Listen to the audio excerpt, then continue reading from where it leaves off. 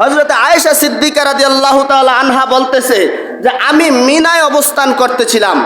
আয়েশা সিদ্দিকা রাদিয়াল্লাহু তাআলা মিনায় অবস্থান করতেছে। ওই সময় আয়েশা সিদ্দিকা রাদিয়াল্লাহু তাআলা আনহার সাথে দয়াল নবীজি উপস্থিত ছিলেন। তবে নবীজি সেই মুহূর্তে শোয়া অবস্থায় ছিল। মেশকাত শরীফের 1348 নম্বর হাদিস শরীফ।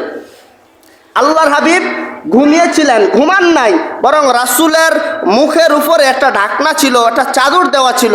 ওই চাদর মোবারকটা দিয়ে রাসূল সাল্লাল্লাহু আলাইহি সাল্লাম এই ঈদুল ফিতরের দিবসে রাসূল শুয়েছিলেন ঢাকনা দেওয়া অবস্থায়, চাদর দেওয়া অবস্থায়। আয়েশা সিদ্দিকা রাদিয়াল্লাহু তাআলা বলেন, ওই সময় আমি আয়েশার পাশে দুইটা ছোট ছোট মেয়ে মানুষ ছিল, বাচ্চা মানুষ ওরা ছিল। ওরা ওখানে এই দিবসটায় দফ বাজাইতেছিল। দফ মানে এটা থেকে আওয়াজ আসে, দফ বাজায়, তো এটা থেকে আওয়াজ আসে। হযরত আবু বকর সিদ্দিক রাদিয়াল্লাহু তাআলা তখন সেখানে আবার উপস্থিত হলেন। হযরত আবু বকর সিদ্দিক দেখলেন ছোট দুইটা বাচ্চা তারা এই দফ বাজাইতেছে আর রাসূল সেখানে ঘুমাইতেছে। এই অবস্থা দেখে আবু বকর সিদ্দিক একটু রাগের সুরে তাদেরকে একটা ধমক দিলেন যে তোমরা এই আওয়াজটা বন্ধ করো, আওয়াজ বন্ধ করো, এই ধপ বাজানো বন্ধ করো। ছোট বাচ্চাদেরকে ধমক দিলেন। তখন আল্লাহ রাসূল তো ঘুমেছিলেন।